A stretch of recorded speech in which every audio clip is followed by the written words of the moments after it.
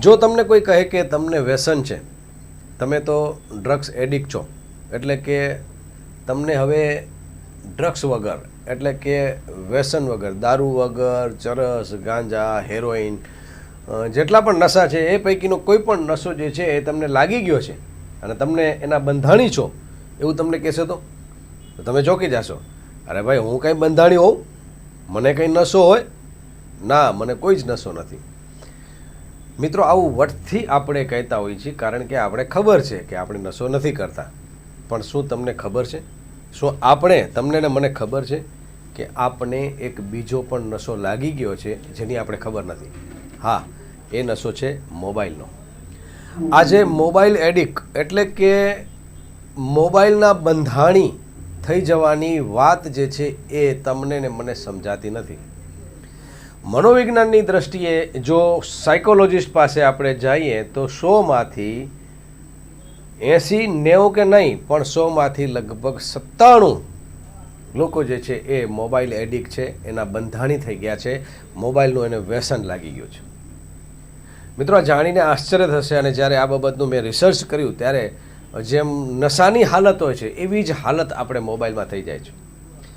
અને એક પ્રકારનું ગાંડપણ જે છે, એક પ્રકારનું ઘેલું આપણે લાગી ગયું છે. મોબાઈલ જે છે એના અલગ અલગ પ્રકાર છે. ઘણા લોકોને જે છે રીલ્સ જોવાનો જે છે એ એક ચસરકો હશે, ઘણા લોકોને રીલ્સ બનાવવાનો. ઓલ ઓવર જે છે એ આપણે કંઈક શોધી રહ્યા છીએ. LLM SEM 3માં એ 5મો સબ્જેક્ટ જે છે એ છે drug addiction, criminal justice and human rights. Drug વ્યસન, ફોજદારી ન્યાય અને માનવ અધિકાર. ચરસ છે, ગાંજો છે, કે કોઈ અત્યારે કોઈ જે છે MD ગોળીઓ પણ જે આવી ગઈ છે, દેશી દારૂ છે, વિદેશી દારૂ છે, હેરોઇન છે, બ્રાઉન સુગર છે, ઘણી બધા જે છે એ વ્યસનના પ્રકાર છે. પણ એ તમને મને દેખાય છે. તમાકુ છે, કોઈ વ્યક્તિ તમાકુ ચોરતો હોય, કોઈ વ્યક્તિ દારૂ પીતો દેખાય કે આ વ્યસન કરે છે, એટલે આપણે એને કહેશું કે ભાઈ તું તો વ્યસની છો, તારે સાથે અમારે સંબંધ ન રહેવા જોઈએ. પણ આપણે, તમને ને મને ક્યારે ખબર છે કે આપણે મોબાઈલનું વ્યસન થઈ ગયું છે તો એ વ્યસન પણ એટલું જ ખતરનાક છે. આ બધા જ જે વ્યસનો જે છે એમાં આપણું શરીર જે છે એમાં 3 પ્રકારની આપણે નુકસાની થાય: શારીરિક, માનસિક અને આર્થિક. પહેલાં તો શરીર નબળું પડી જશે, માનસિક જે છે આપણે કોન્ફિડન્સ નહીં આવે, આપણે જે છે એ ધીમે ધીમે હતાશ થઈ જશું, તૂટી જશું. અને ત્યારબાદ આર્થિક એટલે કે દિવાળીઓ નીકળી જાય અને ધંધો રોજગાર જે છે એ આપણા હાથમાંથી છૂટી જાય. મોબાઈલમાં એવું થાય? હું તમને પ્રશ્ન પૂછું, જો મોબાઈલ એડિક્ટ થઈ જાય, જો મોબાઈલનું વ્યસન થઈ જાય તો થાય? હા, એનો જવાબ છે હા. અને હું એના તથ્યો સાથે હું તમને આ ચર્ચા કરું છું. મિત્રો, ચોક્કસ મોબાઈલનો ઉપયોગ સમ્યક રીતે, કારણ કે બહુ જ સારું સાધન છે. આ 5 ઇંચ બાય 2.5 ઇંચનું જે આ એક યંત્ર જે છે એ ખૂબ સારું છે જો તમે એનો ઉપયોગ સારી રીતે કરી શકો છો. મોબાઈલનો વધુ પડતો ઉપયોગ ખરેખર નશાની જેમ અસરકારક બની શકે છે. આને સ્માર્ટફોન એડિક્શન કે ડિજિટલ એડિક્શન તરીકે ઓળખી શકાય. આપણે સિમ્પલ ફોન, એક ધારો કે આપણે વાત જ કરવી છે તો શક્ય હોય તો આપણે બને ત્યાં સુધી લેન્ડલાઇન નંબર જે છે ઘરમાં રાખવો જોઈએ. જ્યારે કોઈને કમ્યુનિકેશનની વાત હોય, ફોન કરવાની વાત હોય ત્યારે આપણે લેન્ડલાઇનમાં કરીએ. અને એવું હોય તો આપણે નાનકડું એવું ડબલું રાખી દઈએ જે સ્માર્ટફોન ન હોય. સ્માર્ટફોનનો ઉપયોગ જે છે એ ક્યારે, કેવી રીતે અને શા માટે કરવો એની આપણે સમજ નથી. ઘણું બધું છે એની અંદર રિસર્ચ, ધારો કે ChatGPTથી કરી અને એવી કેટલી બધી એપ્લિકેશનો છે કે વિશ્વના કોઈ પણ ખૂણાનો પ્રશ્ન તમે એને પૂછો અને બીજી જ સેકન્ડે તમારા ડિસ્પ્લે ઉપર એનો જવાબ આવી જાય. તો આ એનું સારું પરિણામ છે. કોઈ પણ વ્યક્તિને તમારે જે છે મિસ કરો છો, દૂર છે, તમારા સગા સંબંધી, તમારા પુત્ર, તમારા માતા પિતાને વિડીયો કોલ કરી અને તમે એની સાથે મળી શકો છો. તમારે કાંઈ પણ જે છે એ દસ્તાવેજ, ડોક્યુમેન્ટ, કોઈ પણ જે છે એ વસ્તુ મોકલવી છે, તાત્કાલિક જે છે તમે નાણાકીય લેવડ દેવડથી કરીને બધી વસ્તુ સ્માર્ટફોનમાં તમે કરી શકો છો. જમા પાસા ઘણા બધા છે, પણ માઇનસ પાસા જે છે, જે આપણે એક નશો બની ગયો છે, આપણે એને બંધાણ બની ગયું છે, એની વાત કરવાની છે. અને એ એડિક્શન જે છે એ એટલું ખતરનાક છે કે તમને હું આગળ ચર્ચા કરીશ એટલે તમને લાગશે કે નશા કરતાં પણ ખતરનાક આ પરિસ્થિતિમાં આપણે આવી ગયા છે. રીલ્સ બનાવી અને એના ચક્કરમાં મેં 2 વિડીયો પણ અત્યારે જોયા કે રેલવેના પાટા ઉપર છોકરાઓ સૂઈ જાય છે અને ઉપરથી રેલવે જાય. સાહેબ, કઈ હદે ગાંડપણ છે. હમણાં એક મેં જોયું તો એક દાદા દાદી હશે કે નાના નાની હશે, એ એના દીકરીની દીકરી હશે યા તો એના દીકરાની દીકરી હશે, ખબર નથી, પણ એ મોટો ડેમ છે અને ડેમની બાજુમાં 2 એંગલ છે, એંગલ ઉપર એ દીકરીને બેસાડીને એની સેલ્ફી અને એનો ફોટો વિડીયો ઉતારે છે. ઘણા વ્યક્તિઓ જે છે એ દરિયા કિનારે, કોઈ ધોધના નીચે જે છે એ સેલ્ફી પાડી, ફોટો પાડી. આ જે છે ને એ વાયરલ થવાનું એક જે છે એ મનોરોગનું લક્ષણ છે. પ્રસિદ્ધિ મેળવવી ને એ એક બીમારી છે. મહાવીર સ્વામી એમ કહેતા કે 5 જણા બેઠા હો, તમે એન્ટ્રી થાવ અને તમારી ઉપસ્થિતિ જે છે એનું ભાન તમે 5 જણાને કરાવો છો ને, એ પણ સૂક્ષ્મ હિંસા છે.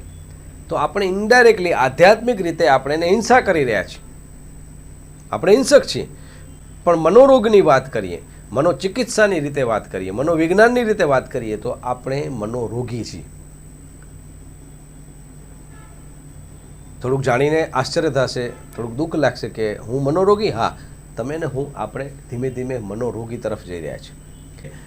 કેવી રીતે મોબાઈલનો વધુ પડતો ઉપયોગ નશો બની શકે છે? તો એક લત લાગવી, તમે એના એડિક્ટ થઈ જશો, તમને એનું એડિક્શન થઈ જશે, એનું તમને બંધાણ થઈ જશે. તમે જેમ સવારના ઉઠીને તમે જો આસમાં નહીં પકડો અને રાતના સૂતા પહેલાં છેલ્લી ઘડીએ કે શું આવ્યું છે એ જોવાની જે છે ને એ આદત, એ નશો છે, એ લત છે, એ એનું બંધાણ છે અને આપણે એના ક્યાંક ને ક્યાંક સકંજામાં આવી ગયા છીએ, એ સ્વીકારી લેવું પડશે. દિવસભર વારંવાર ફોન ચેક કરો, શું આવ્યું છે, શું આવ્યું છે જોઈ લો. વારંવાર ફોન ચેક કરો, એ પણ એક બીમારી છે. જરૂર ન હોય તોય સ્ક્રોલ કરતા રહેવું. મારા એક મિત્રની વાત કરી, નામ નહીં આપું, એને થોડુંક દુઃખ લાગશે, પણ અમે ભચાઉથી જ્યારે ભુજ સુધી આવ્યા ત્યારે હું ગાડી ડ્રાઈવ કરતો હતો, મારી બાજુમાં બેઠો હતો મારો મિત્ર. ભચાઉથી કરીને ભુજ જુબેલી ગ્રાઉન્ડમાં મેં એને ઉતાર્યો કે ભાઈ જુબેલી આવી ગયો, હવે આપણે છૂટા પડીએ. તો કે હે જુબેલી આવી ગયું? હું જોતો હતો. એવું નથી કે એમાંથી હું પણ બાકાત છું, પણ આ બધી જ વસ્તુ તમારે ને મારે હવે જે છે ને જોવી પડશે. સ્વ અધ્યાય, સ્વ નિયંત્રણ, સ્વ નિરીક્ષણ, સ્વ અભ્યાસ, સ્વાધ્યાય એ કરવો પડશે. પછી ફોકસની સમસ્યા, ધ્યાન ભંગ થવું, એકાગ્રતા ન રહેવી. મિત્રો તમને આશ્ચર્ય થશે, હમણાં એક મેં જોયું એક વિડીયો જે છે મહારાષ્ટ્રનો, એ બેન જે છે પોતાના દીકરા સાથે રિક્ષામાં મુસાફરી કરે છે. રિક્ષાવાળો એને કહે છે કે તમારું સ્ટેશન આવી ગયું. બેન ઉતરીને આગળ ચાલતા થાય છે. એ બેન એટલા મોબાઈલમાં મગ્ન હતા કે દીકરાને રિક્ષામાંથી ઉતારવાનું ભૂલી ગયા. રિક્ષાવાળો દોડ્યો અને પાછળ દોડી અને આ સીસીટીવી ફૂટેજમાં આ વસ્તુ આવી છે. દોડી અને બેનને કહે છે બેન ક્યાં કર રહ્યો? ધ્યાન ભંગ. આપણે બીજી ભાષામાં કહીએ તો બાઘા. આપણે બાઘા થઈ રહ્યા છીએ. આપણે જ્યારે મોબાઈલમાં હોય છે ત્યારે આજુબાજુવાળો શું બોલે છે એનું આપણે શ્રવણ પણ નથી થતું. મગજ જે છે એ જાતનું ત્યાં ધ્યાન જ નથી આપતું. એટલે બીજી વસ્તુ થાય છે ફોકસ, એની સમસ્યા થાય છે. ધ્યાન ભંગ થવું, એકાગ્રતા ન રહેવી. ઊંઘમાં વિક્ષેપ. આપણે નીંદર નહીં આવે, રાત્રે મોડા સુધી ફોન વાપરવાથી ઊંઘ ન આવવાની અથવા ઊંઘ પૂરી ન થવાની સમસ્યાઓ આવે છે. માનસિક તણાવ અને ચિંતાઓ. સોશિયલ મીડિયા પર ચિંતા, જાત સંબંધી માટે મેસેજ અને લાઇક માટે તણાવ. તમને જ્યાં સુધી તમારો વિડીયો જે છે કેટલા લોકોએ જોયો છે, એની લાઇક કેટલી છે, એના વ્યુઅર્સ કેટલા છે, આ રીલ્સ મેં તો બનાવી છે તો મારે કમસે કમ આટલા લોકો તો જોવું જ જોઈએ. એ જ્યારે નથી થતું ને ત્યારે આપણે ડિપ્રેશનમાં આવી જાય છે. માનસિક તણાવ અને ચિંતાઓ. સોશિયલ મીડિયા પર ચિંતા, જાત સંપત્તિ માટે મેસેજ અને લાઇક માટે તણાવ.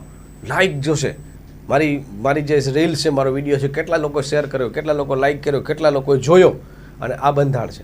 શારીરિક અસર. આંખોની તકલીફ, ગરદન અને પેટનો દુખાવો. અને આ જે છે કરોડરજ્જુ જે છે એ આપણો આધાર સ્તંભ છે. અને મોબાઈલનો સતત આમ ઉપયોગ કરવાથી ઘણી બધી જે છે હાથની નસો, પગની નસો ખેંચાવી, ઘણું બધું આપણે એનું કામ કરતા હોય તો અલગ વસ્તુ છે. પણ જો તમે એ મોબાઈલનો જ્યારે રીલ્સ જોવા માટે ગામના, હું તો કહું રીલ્સ બનાવો તમે સારી એવી નોલેજ, કોઈ લોકોને વિદ્યાર્થીઓને કાંઈક એમાંથી જાણવાનું મળે, કાંઈક હિસ્ટોરિકલ જે વાત છે, કોઈક તમે જગ્યાએ ફરવા ગયા છો, કોઈ એવી સમસ્યાઓ છે તંત્રને જે છે ઢંઢોળવાની, એવા સરસ તમે વિડીયો બનાવી શકો છો. આધ્યાત્મિક હાથે ઘણું બધું છે, પણ આપણે આડે પાટે ચડી ગયા છીએ. સામાજિક દુરાવ એટલે કે ફેમિલી ફ્રેન્ડ સાથે સમય ન પસાર કરવો, વ્યક્તિગત સંવાદ ઘટવો. તમે ધીમે ધીમે મિત્રો સાથે બેસો. મેં તો ઘણા લોકો જોઈએ કે આપણે ચાલો ને આજે બેસીએ, તળાવની પાળે બેસવું છે, પણ 4 જણા બેઠા હશે, પણ માત્ર બેઠા જ હશે. બધા જ લોકો પોતપોતાના મોબાઈલમાં હશે. વાત ક્યાં છે? સંવાદ ક્યાં છે? કમ્યુનિકેશન પૂરો થઈ ગયો. તો નશામાં શું હોય તો કે લત લાગવી, એના બંધાણી થઈ જાય. એમ મોબાઈલમાં શું થાય તો મોબાઈલની લત એ લાગે છે કે આપણે વારંવાર મોબાઈલને ચેક કરશું, વારંવાર એને સ્ક્રોલ કરશું. નશામાં બીજી વાત, વિમુક્તિની તકલીફ. કે જ્યારે તમને નશો નહીં મળે ત્યારે તમે જે છે એ બેચેન થઈ જશો, વિમુખ થઈ જશો, તમને એમ થશે કે યાર આ બધું બેચેન છે, આમ નિરસ થઈ ગયું. એમ તમારા ફોનની બેટરી ઉતરી ગઈ હશે, તમને ચાર્જર નહીં મળ્યું હોય ફોન ચાર્જ કરવા માટે, તમારો ફોન તમારાથી દૂર છે, ત્યારે તમે જે છે એ બેચેન થઈ જશો, તમે હું બેચેન થઈ જશો. ત્રીજું લક્ષણ છે નશાનું, નિયંત્રણ ગુમાવવું. જે છે આપણે ધીમે ધીમે નિયંત્રણ ગુમાવી દેશું. શેમાં? તો કે નશામાં. એમ મોબાઈલની વાત કરીએ તો થોડુંક જ જોવું છે અને પછી આપણે ખબર નથી કે ક્યારે કલાકો નીકળી જશે. મોબાઈલ હાથમાં લેવાની આપણે ખબર પડે છે કે આજે હું લીધો છે અને મારે 1 જ મિનિટમાં એને જે છે મારે જવાબ આપવો છે, મારે જોઈ અને એને રિપ્લાય આપી દેવો છે કે મારે જે છે વાત કરી લેવી છે. એ 1 મિનિટ 1 કલાક સુધી ક્યારે જતી રહેશે તમને મને ખબર નથી પડતી. એટલે મોબાઈલને ક્યારે પકડવો એની ખબર પડે છે, પણ મોબાઈલને ક્યારે છોડવો એનું નોલેજ, એનું જ્ઞાન, એનું નિયંત્રણ તમને મને નથી.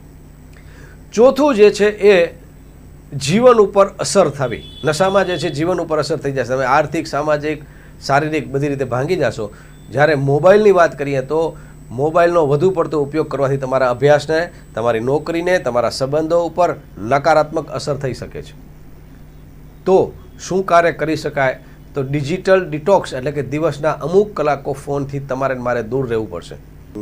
એવા ખરાબ કેમિકલ છે, ધારો કે કોલેસ્ટ્રોલ છે કે ડાયાબિટીસ છે, આજે તો આપણે કસરત, યોગ, શ્રમથી આપણે જે છે એને ડિટોક્સ કરશું, શરીરને તાજું રાખશું, યોગ કરશું, રનિંગ કરી આવશું, નાશું, એટલે સ્નાન કરીને આપણે શરીર ફ્રેશ થઈ જશે. તો પણ મોબાઈલમાં, તો મોબાઈલ સાથે તમારે જે છે ફ્રેશ થવા માટે એનાથી દૂર રહેવું પડશે. થોડાક કલાક જે છે તમારે મારે એને છોડી દેવો પડશે. બીજું છે એપ્સનો સમય મર્યાદિત કરવો. ધારો કે કોઈ પણ એપ્સ છે, આપણે ઇન્સ્ટાગ્રામ છે, ફેસબુક છે, યુટ્યુબ છે કે અન્ય તમે એપ્લિકેશનો જુઓ છો, એ એપ્લિકેશનો કેટલા સમય સુધી જોઈએ છે એ તમારે મારે એનું નક્કી કરવો પડશે સમય. બેડરૂમમાં ફોન ન લઈ જવો, આ બહુ સારી વાત છે. ઘણા લોકોને મેં જોયા છે કે બેડરૂમમાં એ લોકો ફોન નથી લઈ જતા, નીચે ફોન મૂકી દે છે અને પછી જે છે એ એનાથી દૂર રહેશે. પણ જો બેડરૂમમાં ફોન હશે તો રાતના કેટલા વાગે છે, 2:30-3 વાગ્યા સુધીના, ઘણા લોકો તો લાસ્ટ સીન જે છે એ મ્યુટ કરી નાખે છે, એ દેખાડતા નથી. ઘણા લોકોના તમે જોશો લાસ્ટ સીન નહીં દેખાય, પણ એ તમારી સાથે અને બીજા લોકો સાથે છેતરપિંડી છે, પણ પોતાની જાત સાથે પણ છેતરપિંડી છે. મુખ્ય કામ પહેલાં મોબાઈલ ન ચેક કરવો કે ભાઈ મને કામ નથી જરૂર, તો મોબાઈલને ચેક કરીને શું આવ્યું હશે, બરાબર છે, એવું કોઈ જ્ઞાન તો આવી નથી જવાનું. તો કામ વગર મોબાઈલને ચેક ન કરવો. ફિઝિકલ એક્ટિવિટીમાં ભાગ લેવો, શરીરની કસરત, જ્યાં સુધી શરીરમાં પસીનો ન નીકળે ત્યાં સુધી આપણે જે છે એ કામ આજે મારું પૂરું નથી થયું એવો સંકલ્પ લઈને આપણે દિવસમાં 1 થી 2 વાર શરીરમાંથી પસીનો કાઢવો જ પડશે. આવી સ્થિતિમાં જો કોઈ વ્યક્તિ પોતે કંટ્રોલ ન કરી શકે તો સાયકોલોજિસ્ટ અને કાઉન્સેલરની મદદ લેવી યોગ્ય રહેશે. એમાં સહેજ પણ શરમ કરવાની જરૂર નથી. તમને ને મને મોબાઈલનું ગાંડ પણ છે, વળગણ છે, આપણે એના એડિક્ટ થઈ ગયા છીએ, આપણે બંધાણી થઈ ગયા છીએ. એમાં સ્વીકાર ભાવમાં સહેજ પણ શરમ સંકોચ રાખ્યા વગર સાયકોલોજિસ્ટ, મનોવિજ્ઞાન, મનોચિકિત્સકની સલાહ લઈ લેવાની.